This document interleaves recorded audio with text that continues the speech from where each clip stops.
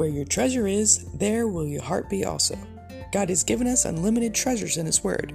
Every time we open it, we can discover a new treasure or admire an old one. What will we find today? Let's dig in. Here's Carla Early with Treasure Hunt in the Word.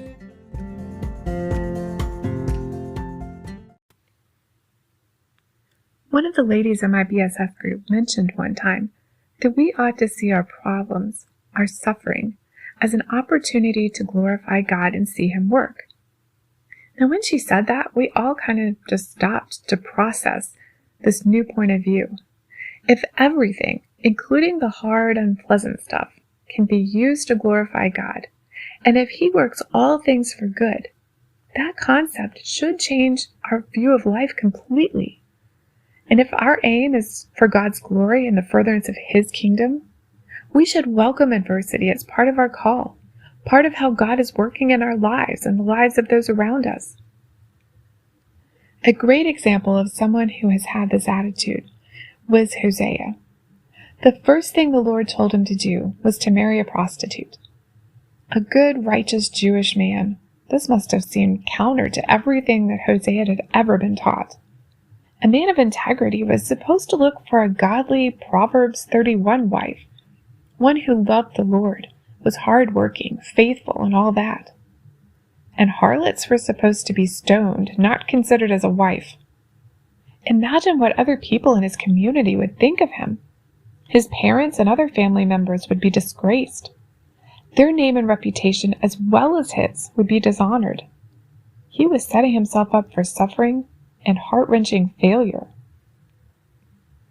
God doesn't always explain Himself and His seemingly illogical ways, but He did tell Hosea why he was messing with his personal life. His marriage to this promiscuous woman would be a picture to graphically illustrate how God's beloved Israel had treated him by turning against the Lord and prostituting themselves to idol worship. Notice Hosea didn't argue with God. Even knowing the heartache that this would most likely cause him, Hosea obeyed. He took Gomer as his wife. What a personal sacrifice! Yet, knowing God would use this for His glory and possibly bring His people to Himself, Hosea did it.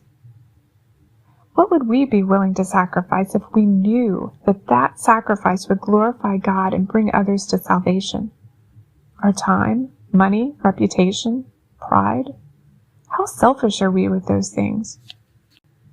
In Hosea 3, Gomer had run off and ended up selling herself into prostitution. Instead of the Lord telling Hosea, "Let her go. She deserves what she gets if she won't be faithful. She doesn't deserve you."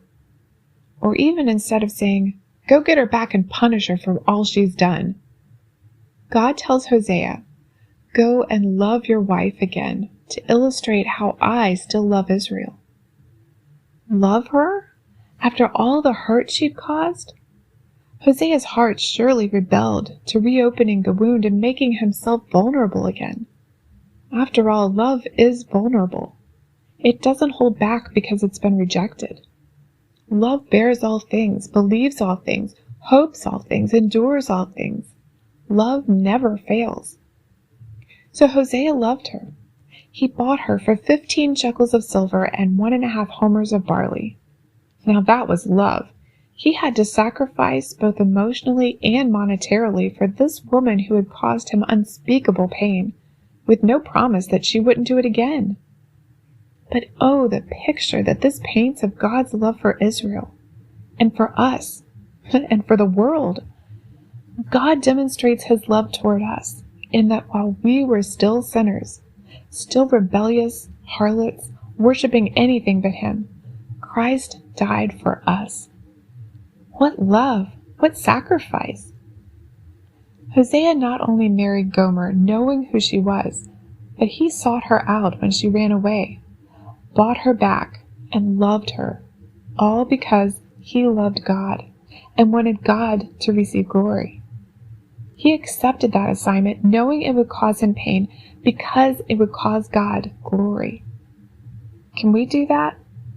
Many times we don't have a choice that God gave Hosea. But as trials come, we have a choice as to how to respond. Do we fight against it, complain, try to pray our way out of it?